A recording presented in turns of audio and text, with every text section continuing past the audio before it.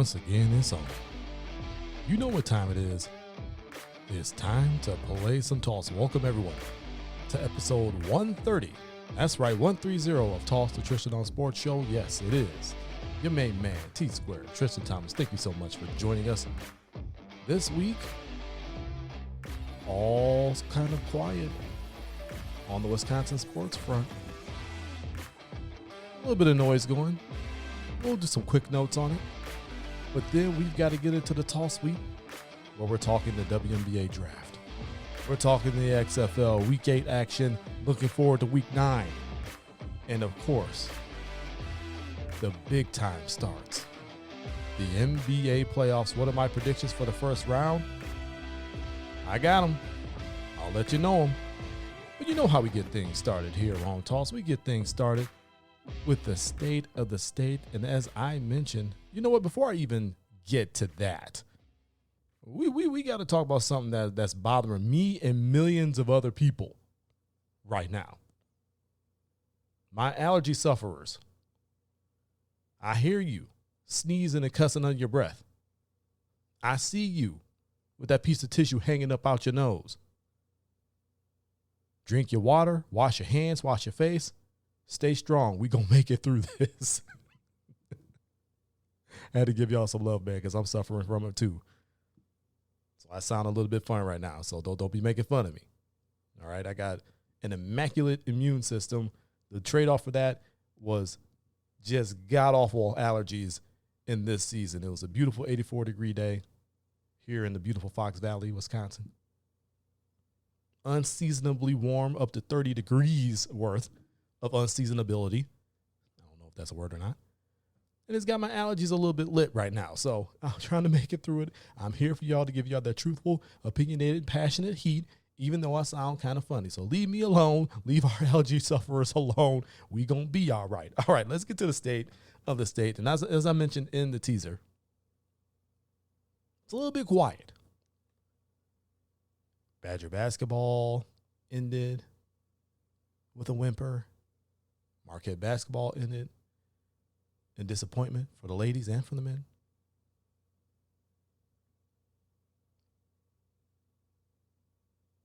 The women's hockey team for the Badgers are national champions. Got that going.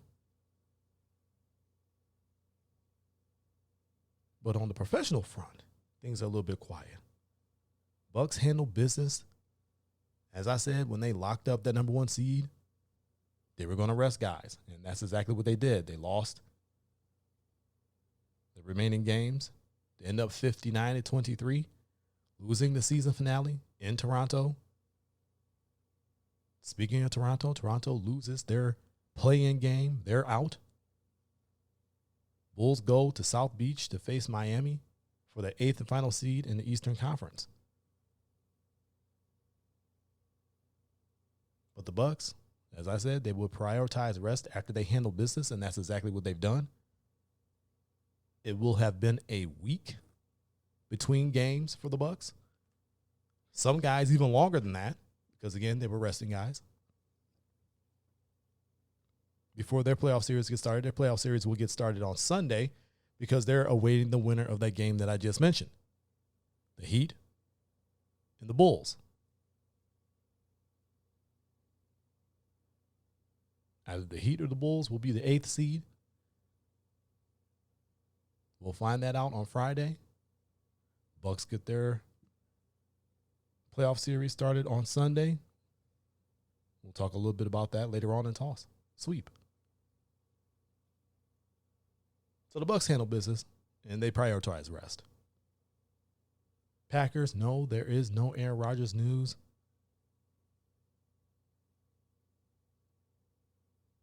Quite frankly, I think everybody's tired of hearing it. They just need to go ahead and execute the trade, get the compensation right. Or who knows, maybe they have that deal in place and are just waiting to do it when the most eyes are there, which would be the NFL draft in a couple of weeks.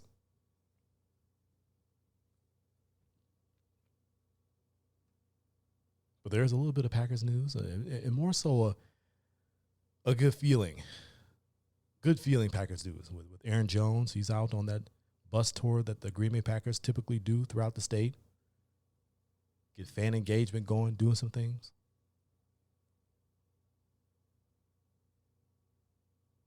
He answered some questions, and he was asked about his pay cut, and I'm doing air quotes there. And Aaron Jones, and I'm paraphrasing, basically said, well, it's not, it's not really a pay cut to me because it's still the most I've ever made, and it still makes me the second highest paid running back in the NFL, which it does. And why not? He's been one of the most productive backs in the league. People kind of scoff and laugh when I say, hey, he's been every bit as productive as Christian McCaffrey, but you go and look at the numbers and you'll see that's not nothing to laugh at. It's the actual truth. So if he's been that productive, you pay him as such, and he is getting paid as such, even though he took a quote-unquote pay cut, which he does not deem a pay cut because it's still the most he's ever made, and he's still the second highest paid running back in the NFL.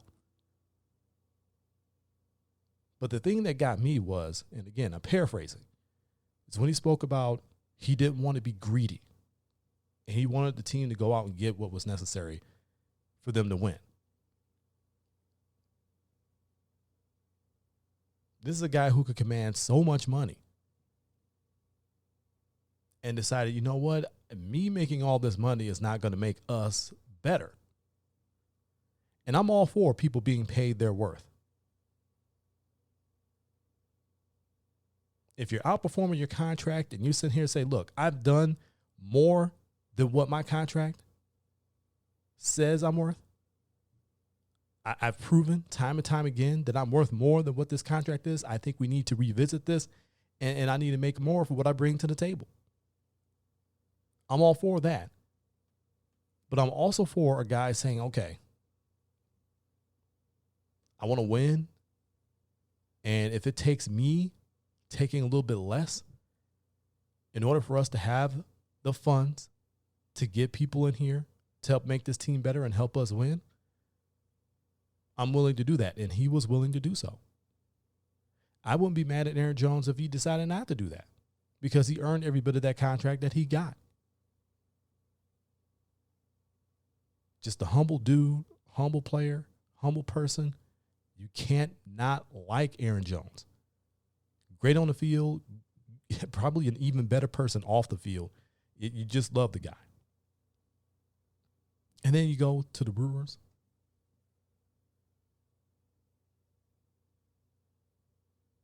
Out to a start that none of us expected. I spoke about this last week on Toss, episode 129. You can watch, go and listen to that everywhere. Nobody expected that.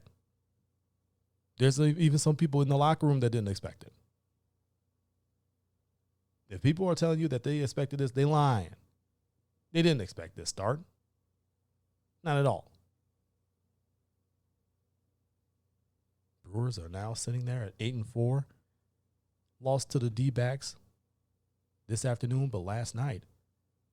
Another point that I made in episode 129 of Toss was about Corbin Burns. And I said Corbin Burns will be just fine. He will be all right.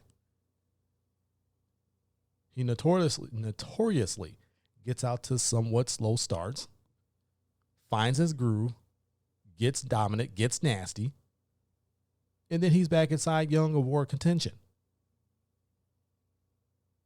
Well, last night against D-backs in a win for the Crew, 8 innings, 3 hits, no runs, no walks, 8 strikeouts. That's the Corbin Burns I remember. That's the Cy Young Burns I remember. That's the Ace Burns I remember. He's fine. We said he would be. You saw it last night. He's good. But that's the state of the state. I know, pretty quick. All's quiet.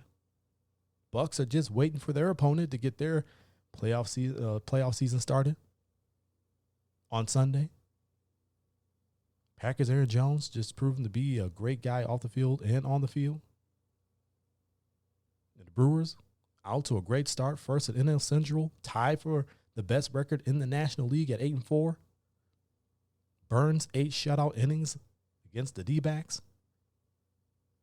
I told you he'd be fine, and he is. It's time for us to run the toss sweep.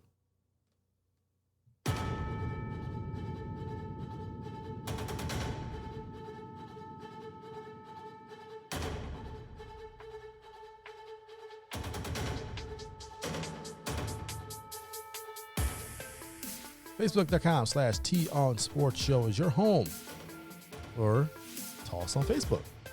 Touching on a lot of things there that we don't get a chance to here on this program. That's Facebook.com/T-Sqaured Show. That's TON Sports Show. A little bit of an expanded toss sweep because there's a lot of things going on outside of the state of Wisconsin in sports that we got to touch on. Because that's just what we do. We like to flex our knowledge of all teams and most leagues. It's because it's just what we love to do. Shout out to every lady that got drafted in the WNBA Draft. One of the highest watched drafts in the last 19 years for the WNBA. Great to see it. You love to see it. Aaliyah Boston going number 1 to the Indiana Fever. Could have been number 1 last season. Decides to come out this year. Number 1 overall still. Indiana's building something. They're building something. They might get back to that championship level they were when they had Tamika Catchings. Aaliyah Boston will go a long way in helping that out. So all the shout outs to all the ladies getting drafted in the WNBA. We got to talk XFL. The XFL, if you have not had eyes on the first 8 weeks of the XFL, you losing. You playing yourself. It has been excellent football being played. The rules have made things much more exciting. You are losing out if you don't have eyes on the XFL. I suggest you get eyes on it. Get into it. It is really exciting football, good quality football. Had our first 2, not one, our first 2 overtime games in XFL history. I mean, they're just making history left to right. You're talking they had the first, return touchdown in week 7 by the Brahmas. Now you got 2 overtime games happening. Battlehawks and Vipers went to OT. Roughnecks and Brahmas went to OT. And all these games meant something. That's the thing.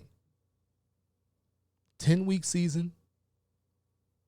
Just got done with week 8.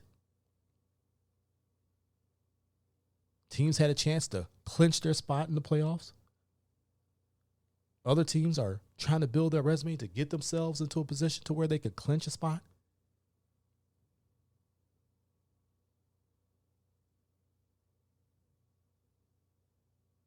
DC had a fight on their hands with Seattle. They go to Seattle and win that ball game 34-33 to clinch their spot in the North Division Championship, at least a spot in the North Division Championship. We don't know if they will host it just yet. They have not clinched that just yet, even though they have been the class of the league. 7-1 overall.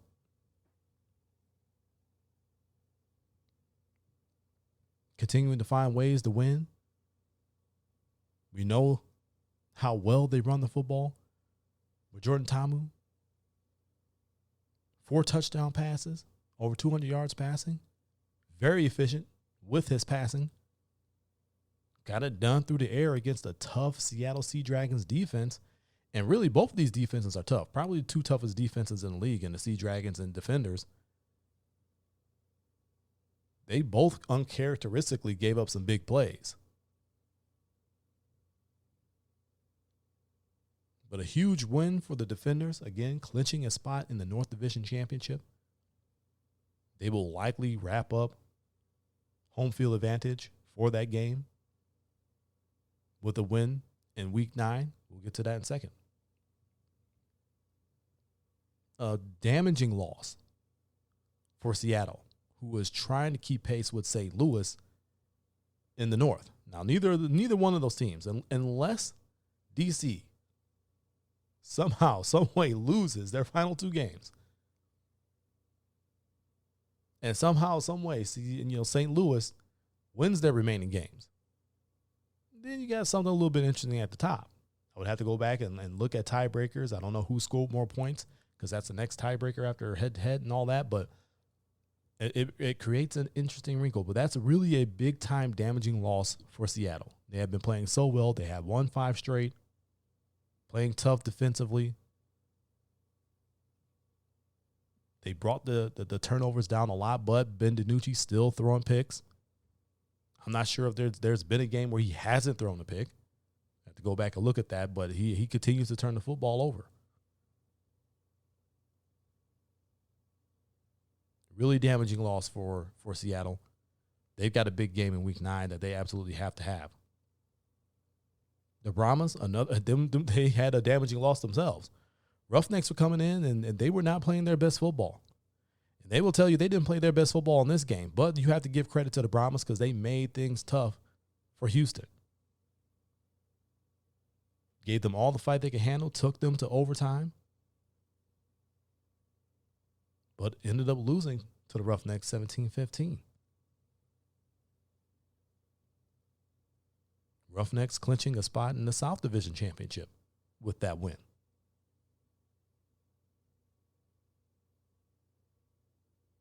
So the 2 teams who could clinch something did in fact clinch. You go up to that St. Louis-Las Vegas game. The Vipers were game.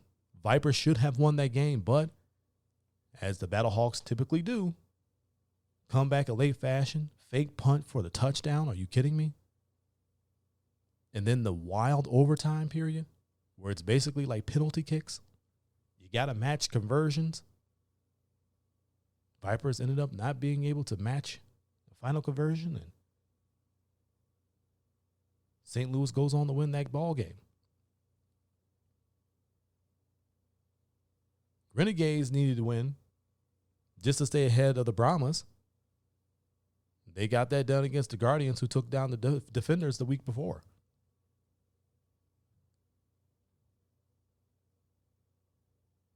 A lot of trap games. One huge game in there. Week 9 is much the same way. Got Vipers and Roughnecks. Again, Vipers have been game. They're going to make that tough for the Roughnecks. Brahmas, they need to win and hope for a lot of help. They got to get it done against the Guardians. The Renegades, they've got a tough task. They've got a tough task because they got to go to D.C. and play the Defenders. If the Renegades come and play the way that we believe they can, that will be a really good game. But I see the Defenders winning that one. And probably my game of the week, because this is really a de facto playing game for me. Seattle goes to the Battle Dome in St. Louis to face the Battle Hawks. I mean, this is essentially a win and you're in situation. 2 teams in the North.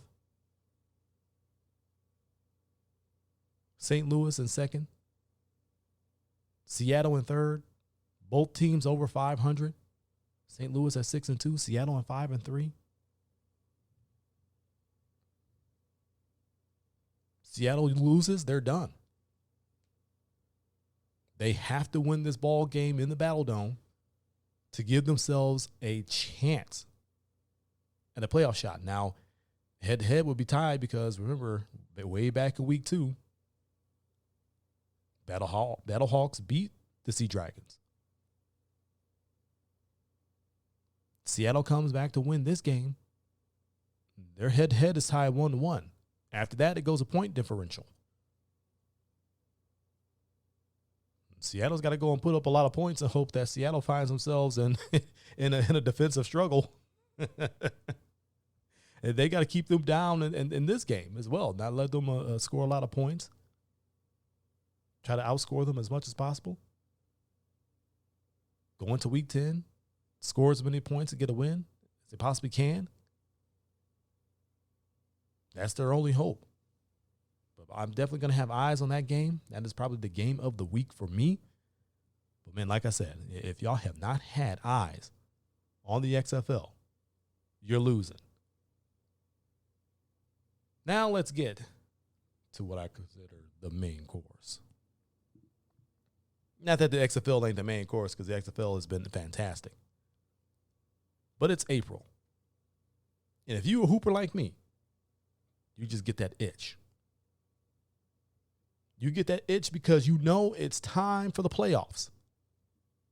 Play-in tournament currently underway. Started off last night as we record this program on a Wednesday night. We saw Atlanta go into Miami and absolutely outwork them. They get the 7th seed. That means a matchup with the Celtics is on the way for them. In the West, Minnesota, who's missing everybody you could possibly think of. Rudy Gobert punching a teammate. He gets suspended for a game. Jay McDaniels breaks his hand punching a wall. Foolish. Nas Reed in the game against the Suns breaks his wrist. He's out. But yet, Timberwolves went into crypto.com arena, or whatever you want to call it. It's still Staples Center to me. They came in and got a lead against the Lakers. They were outplaying the Lakers. They were out shooting the Lakers. They were doing everything they needed to beat the Lakers. But when it got to the fourth quarter and in overtime, for you to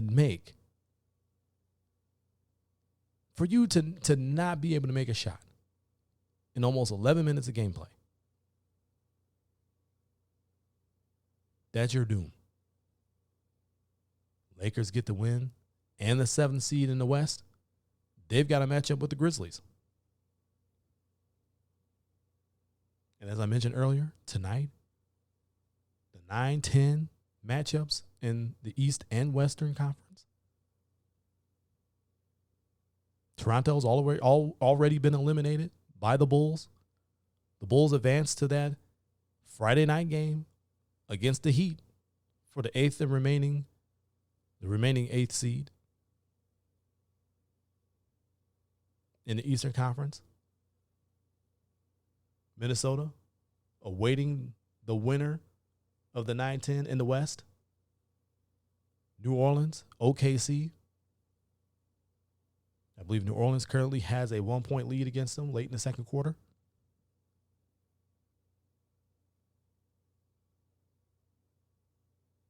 The winner of that game on Friday, they go to Denver.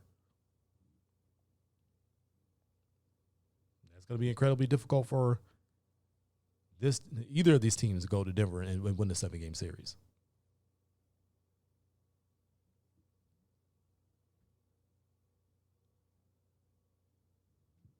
First round is usually tough to watch because you have teams that are clearly head and shoulders above all the rest of the teams in their respective conferences, and it just makes for some lopsided series. And this year, it's no different.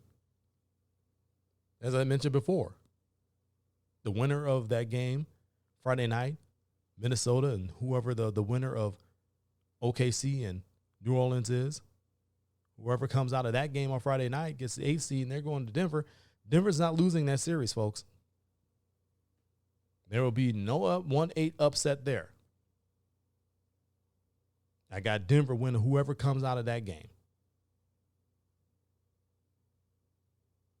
Your other matchups in the Western Conference are set. 2 versus 7. You got the Memphis Grizzlies against the LA Lakers. And I said this on the Toss Facebook page. Go ahead and follow us. That the Lakers were going to get the 7th seed, and they did. And they could potentially be the Grizzlies. They could potentially do that. Now, would I be shocked to see the Lakers win that series? No. But I know they're going to make it damn tough on the Grizzlies. I do believe that Memphis will come out of that, whether it's 6 games, whether it's 7 games.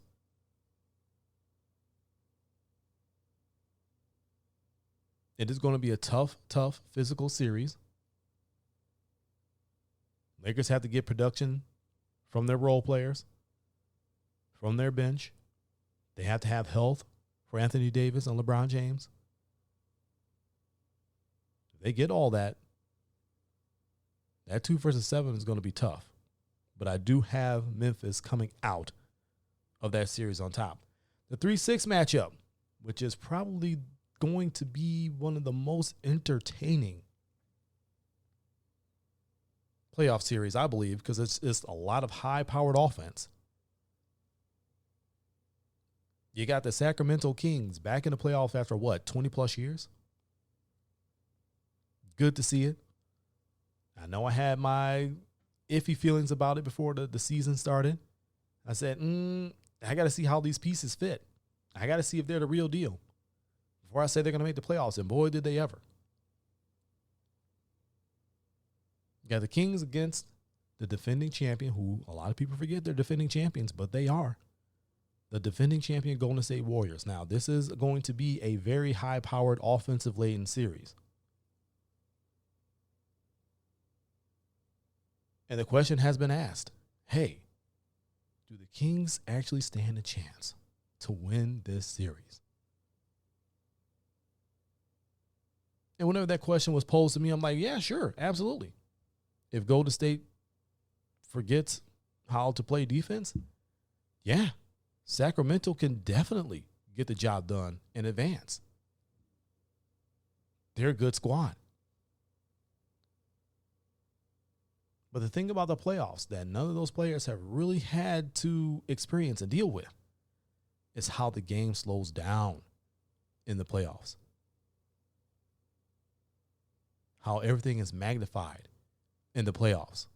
And the fact that the Golden State Warriors are a battle-tested team, a championship team who have dealt with all that and who have found ways to win.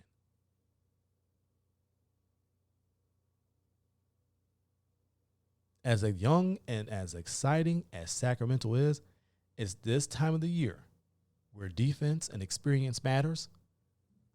And I can't go against the defending champions in this one. Yes, I know they have not played up to snuff. Yes, we know about how terrible their road record is, and they do not have home court advantage in this. But if you can go and snatch a game on the road, that means, hey, if we're not going to win any other road games after we get one, we got 3 home games to get it done. We take care of business at home, and they are one of the better home teams in all of the NBA. We can win this series. I have Golden State upsetting Sacramento in that series. And then the final series, I was really looking forward to this before the Paul George injury, and now it's going to feel kind of lopsided. It still has potential to be a really good series, but it might be a little bit lopsided. Phoenix Clippers, the 4-5 matchup. Kawhi has been playing like Kawhi. That Finals MVP Kawhi, that 2-time NBA champion Kawhi Leonard, yeah, that guy, yeah, he's been balling out over like the last month. Phoenix finally starting to get healthy. Yes, they've had a small sample size. They're pretty much undefeated with Kevin Durant on the court.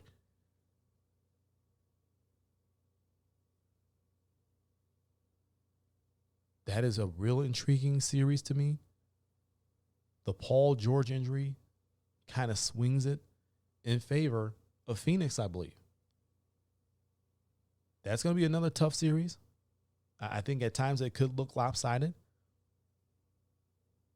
Would not be shocked if we see a 6 or 7 game series out of this series as well. But I do have Phoenix winning that series. So again, in the West, Denver, Memphis, Golden State, and Phoenix all advance. Just my thoughts. Let's head on over to the East. And your number 1 seed, Milwaukee Bucks, they will await the winner of that final game on Friday. Again, we mentioned it before. We'll mention it again. Chicago, Miami, playing for that 8th and final seed in the East. Does not matter who wins that ball game. I have Milwaukee advancing. Milwaukee is, and I know they have their struggles with Chicago. Chicago has gotten a couple of games, but those were absolute collapses by Milwaukee.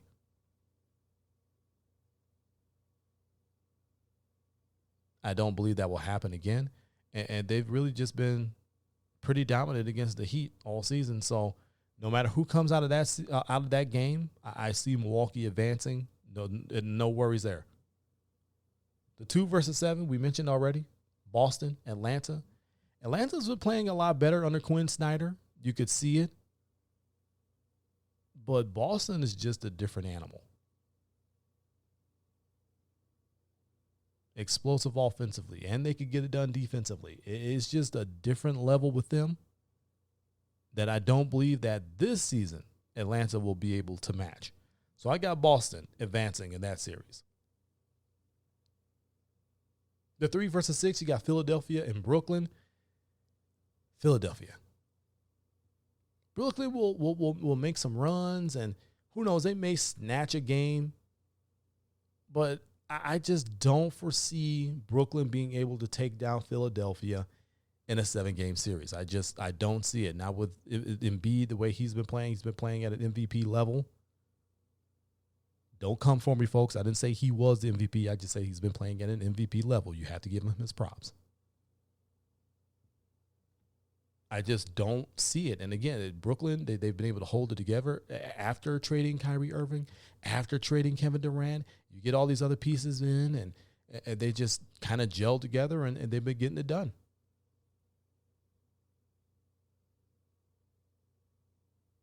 I just don't foresee them being able to get it done in a 7-game series against Philadelphia. I don't see it. So Philadelphia advances there. Probably the most entertaining and intriguing series of the Eastern Conference first round for me, the 4-seeded Cleveland Cavaliers, who made the playoffs without LeBron James for the first time in forever, against the 5-seeded New York Knicks. So intriguing to me. This is literally a toss-up. I went back and forth about it, and I wouldn't be shocked on who came out of this series. I really wouldn't. This is just going to be such a fun series, I believe.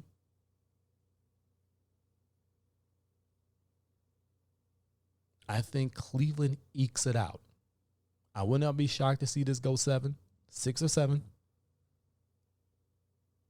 I think Cleveland does just enough to edge New York and move on. But that one is truly a toss-up.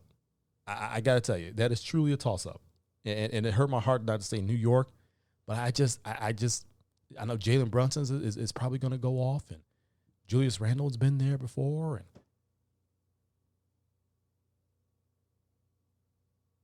New York's a really good team. But man, Cleveland is really good in their own right. They could defend. They could score,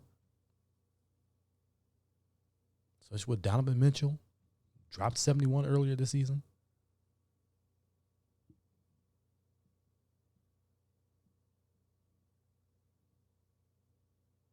I mean, that is just such a tough matchup to try and call. But I got to go Cleveland on that one. I think they just eke it out again. I would not be surprised if it was 6 or 7 games for that series, but Cleveland ekes it out. So, in the East, Milwaukee, Boston, Cleveland, Philly, all advanced to the second round. It's playoff time, y'all, or at least it will be on Saturday. We're still going through the play-in tournament right now. But, man, you get that itch, you get that Hooper itch, you know it's playoff time, and we're looking forward to it. The road to a championship begins, at least for the Bucks, on Sunday. Well, y'all, that'll do it for me. This is episode 130 of Toss the Tristain Sports Show. You know where to find me on social media. At the20double on Instagram and Twitter. At T-Sqaured on Fanbase. Facebook.com/TON Sports Show. That's TON Sports Show. And you know where to find us. The home of the Toss brand of sports. TossNationMedia.com. Truthful, opinionated, passionate sports.